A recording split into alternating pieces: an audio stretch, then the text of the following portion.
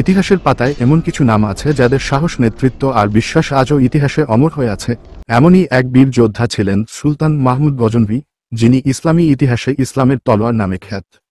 971 খ্রিস্টাব্দে আফগানিস্তানের গজনি শহরে তার জন্ম। পিতা ছিলেন সাবুকতেগিন, যিনি গজনি সাম্রাজ্যের প্রতিষ্ঠাতা। ছোটবেলা থেকেই মাহমুদ ছিলেন অসাধারণ বুদ্ধিমান, সাহসী এবং ধর্মপ্রাণ। মাত্র ২৬ বছর বয়সে পিতার মৃত্যুর পর তিনি গজনির সিংহাসনে আরোহণ করেন। সুলতান মাহমুদ ছিলেন দক্ষ প্রশাসক এবং দূরদর্শী শাসক। তিনি গজনিকে পরিণত করেন মধ্য এশিয়ার এক শক্তিশালী রাজধানীতে। তার রাজ্যে নির্মিত হয় মসজিদ, মাদ্রাসা ও গ্রন্থাগার। 1000 খ্রিস্টাব্দ থেকে 1027 খ্রিস্টাব্দ পর্যন্ত মাহমুদ গজনভি ভারতের বিরুদ্ধে 17টি মহা অভিযান পরিচালনা করেন।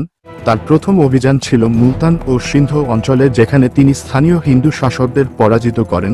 এরপর তিনি পাঞ্জাব, লাহোর, কানৌজ, গালিয়র, মথুরা সহ বহু রাজ্য জয় করেন।